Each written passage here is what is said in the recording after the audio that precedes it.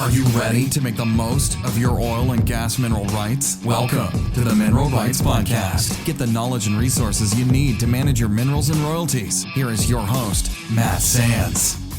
Hello and welcome to the Mineral Rights Podcast. I'm your host, Matt Sands, and I'm joined by my co-host, Justin Williams, and we're here to help you make the most of your minerals and royalties. And in this episode, we're going to cover the latest mineral rights and energy industry news for November of 2025. And we have some very specific articles this month, Justin, that have to do kind of with the both microeconomic stuff and then also macro. So we got some state-related things that we're going to talk about, and as well as oil prices and OPEC and all of those types of things. Never a dull moment there. Nope, you said it, Matt. And these are some interesting stories. It really gets into the weeds of who owned what and why, which are always fun stories to cover, always interesting stories to see how it goes. So our first one here, Matt, is city leaders push to keep Midland Air Park oil royalties local. And this was kind of surprising to me, Matt. The article talks about that there is the Public Law 112-95, Section 813, called the use of mineral revenue at certain airports. And essentially this dictates that the airport, how they use the funds or the revenue generated from royalties for subsurface rights. And they're kind of saying that the Midland would like to keep that money local and use it for something other than the airport. And there are certain laws in the books that dictate how exactly they use that. And we were reading the law, Matt. It's a bit confusing. It makes logical sense when you look at it. But I can see how the Midland politicians are wanting to use this for other projects. Maybe it's a jurisdiction issue. Maybe it's they just need to get approval. But that's essentially it, Matt. They want to use this money for something else outside of airport improvements. Yeah, that makes sense. I mean, if they're going to receive millions of dollars in royalties and it far exceeds what the airport needs to maintain the airport facilities and to upgrade them and all of the things outlined in that act, like you mentioned, I think, is we were kind of like, well, if the city of Midland acquired the minerals in 1942, according to this article, why does the FAA have anything to do with it? And it turns out that because it's a federal airport, they have these laws that they've passed that basically place some restrictions or requirements on the airports. And I think it's intended that the airport will remain a public facility, that it'll be, maintained and safe and all of those things. And so I think that intent makes sense. But then, when you're in this situation where you're going to get $100 million in royalties and you have this airport that doesn't get that much traffic, then you quickly run out of projects to do to upgrade the infrastructure on the airport. It's like, okay, we have this need for the wider city and upgrading the infrastructure in the city and building parks or doing whatever the local government decides is the best way to serve its citizens. And that certainly makes sense as well. And it does sound like in reading this law that they just have to go through the process of getting approval from the FAA, and making sure that they have a plan in place to spend the money to upgrade the airport. And once those needs are met, that they can go to the FAA to get approval to widen the scope, I guess, of that budget and spend for infrastructure projects outside of the airport. And it sounds like that's the process they're going through. So hopefully they're able to come to an agreement with the FAA so that the government isn't dipping its hands too deep into the local matters. Because this, at first glance, I saw this and said, well, why does the FAA have anything to do with what Midland does with the revenue they receive from royalties? And so kind of an interesting act that was passed. And for me, it feels a little bit like federal government overreach, but I see on the other hand a little bit about what they're trying to do there. Yeah, you said it, Matt. It seems very logical, the fight they're having, and it may really come down to semantics of perhaps this is an issue with Midland Air Park being its own entity, and so they're unable to transfer this and be used by the city of Midland, or maybe it's something else specific. But I'm sure they'll work through this, and it seems like a logical ask, like you said, Matt. They should be able to use this for other projects if the airport's being maintained. Absolutely. Well, do you want to go ahead and talk about this next article here? Let's do it. So oil settles lower as OPEC plans to increase oil output, the title says from Reuters here. So OPEC is leaning towards making another modest increase in oil output for December. President Trump and Xi Jinping are going to meet on Thursday. Iraq oil exports are unaffected by the Zubair oil field fire. And Matt, this kind of goes in and talks about there is some increasing downward pressure on the price of oil. Part of that comes from OPEC plan to increase oil output. And there's also some downward pressure from some expected decrease in demand, which are both not good news for crude oil prices. And I'm sure, Matt, there's a lot of concern and that President Trump will be speaking with other leaders about this. There was some hope that we would do some more exports or that we would come to an agreement. But as always, Matt, there's a lot of moving pieces that could affect this.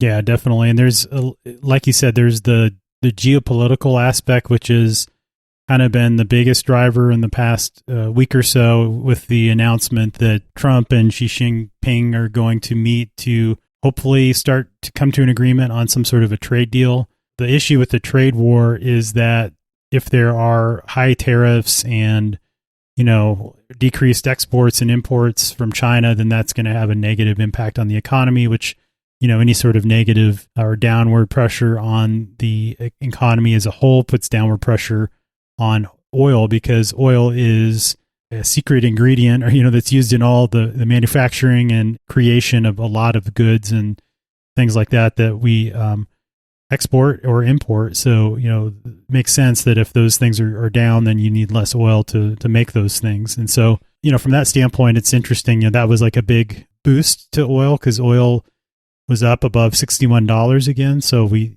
talked, I think, here just recently in an episode that's going to come out very soon about the future for oil prices, and we go do a deep dive onto the macroeconomic picture and what's driving the price of oil for the next year or two. And certainly at that time when we recorded that episode just a couple of weeks ago, oil was below $60 a barrel. So it's good to see that it's recovered somewhat, but OPEC deciding to increase output is not going to help things, since we're just on that very, very fine line right now with concerns about oversupply. So it seems to me like OPEC is doing this for political reasons. Obviously, if they were wanting to boost prices, they wouldn't be increasing production in December. So it's going to be really interesting to see what they decide. They're going to meet here. By the time this episode is published, they will have just met to decide what the fate is for December oil production. So that'll be interesting to see what they say. And I would expect that if they do confirm that they're going to increase oil output in December, that we would see oil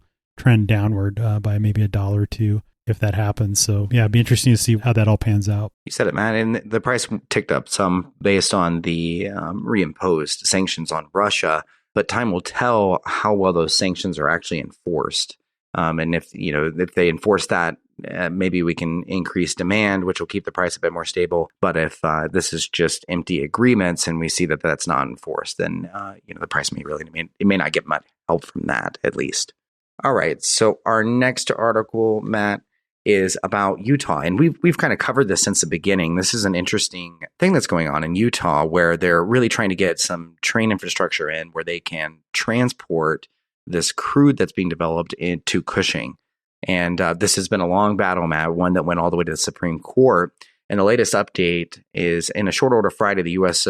Court of Appeals of the District of Columbia Circuit granted a motion to require the Surface Transportation Board to further explain its authorization for the rail project without scrapping the underlying approval. And to back up a little bit, the Supreme Court in June overturned the decision of blocking this based on some NEPA guidelines. And the Supreme Court, which tightened NEPA's reach and found that even a deficit environmental impact statement may not be enough of a basis for a court to cast aside a federal approval. So basically saying, hey, just because NEPA found that there could be a negative impact, that doesn't necessarily overturn that this project was already approved from a federal level. And that's a good thing, I think, because the way that the NEPA analysis or NEPA approval was being used in this particular project was political, right? So it was used as the basis, saying, well, no, you forgot to put the period, over here. And I'm sure it was more substantial than that, but there was some deficiency in that NEPA analysis.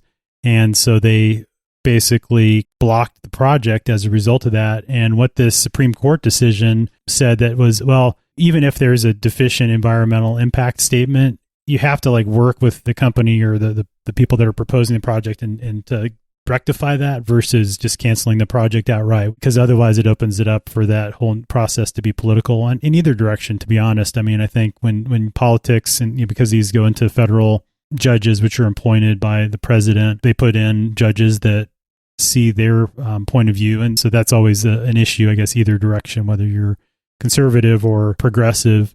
And so this kind of resurrects this Utah Basin Railway, which is a big deal for the Uinta Basin.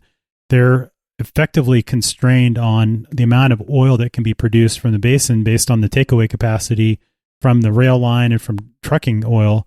And so if they were able to eventually build this project, it would connect the Uinta Basin to the rest of the national rail network. And so what this would mean is they could take crude oil from the Uinta Basin.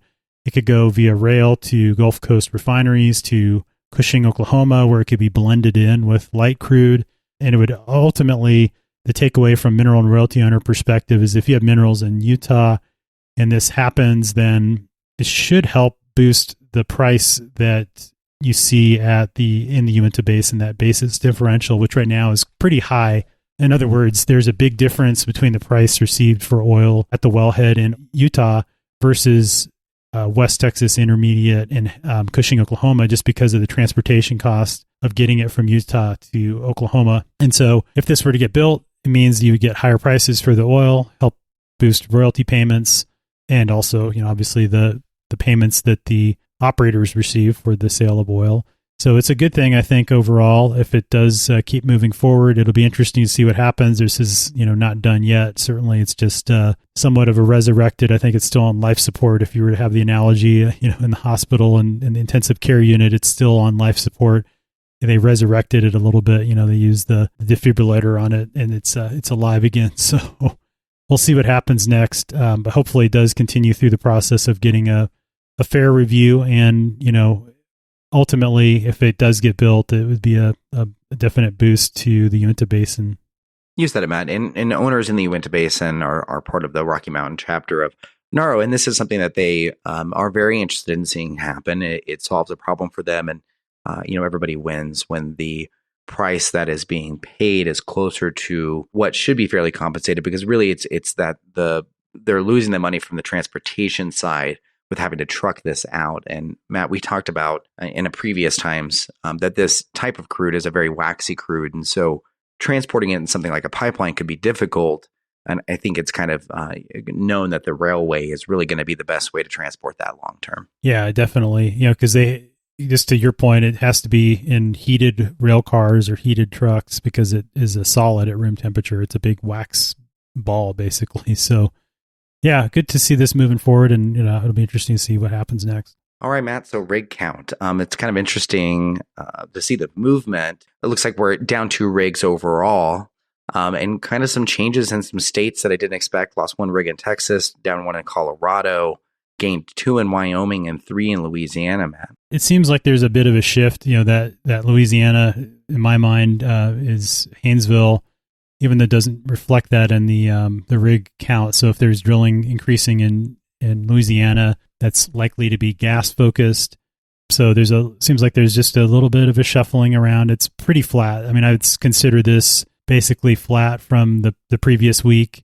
So we're kind of bottoming out, or we've bottomed out, I think. And so it'll be hopefully the status quo for the near future. So not a big shift, which is good. I think it's just kind of more of the same that we've seen, a slight downward trend, but overall pretty much kind of flattening out now at this point. So some of the highlights, though, I will say, obviously Texas there's the most activity going on, followed closely by New Mexico. So it's, in my mind, that's mostly Permian focused. So there's 250 rigs in the Permian, and that's by far the largest by a factor of almost 5 or 6. As far as the number of rigs in one basin. The next is the Eagle Ford, which is South Texas. Then the Haynesville, which is, again, a gas-focused play in Texas and Louisiana. And then from there, it's to the Williston Basin. So we were talking about North Dakota and Montana. So, Texas is definitely getting the most attention, and that's I think, going to continue to be the case given the economics of the wells being drilled, and most of the areas in the Permian Basin are still economic to drill. At least it appears so on paper here. So we'll see what happens, once they set budgets for 2026 with the forecast for crude oil, which we will talk about in our next episode. So definitely stay tuned for that to hear more about what the focus is going to be for price of crude oil next year and going forward. So that was an interesting one when we went through and talked about that. Yeah, you said it, Matt. It'll be interesting to see, and as we always say, time will tell. It's so subject to change. One thing can really flip this upside down from what we thought was going to happen. Yeah, absolutely. Yeah, like we talked about with OPEC and all the geopolitical stuff. Any big move in one direction or another, and one of those areas can have a dramatic effect. So hopefully this finds everyone in good health, and we will catch you in the next episode. Thanks again for listening. Thanks, Justin. Thanks, Matt. Thanks so much for listening to the Mineral Rights Podcast with your host, Matt Sands. Don't forget to subscribe and share at mineralrightspodcast.com. The Mineral Rights Podcast should not be construed as investment, legal, or tax advice. All information is believed to be from reliable sources. However, we make no representation as to its completeness or accuracy.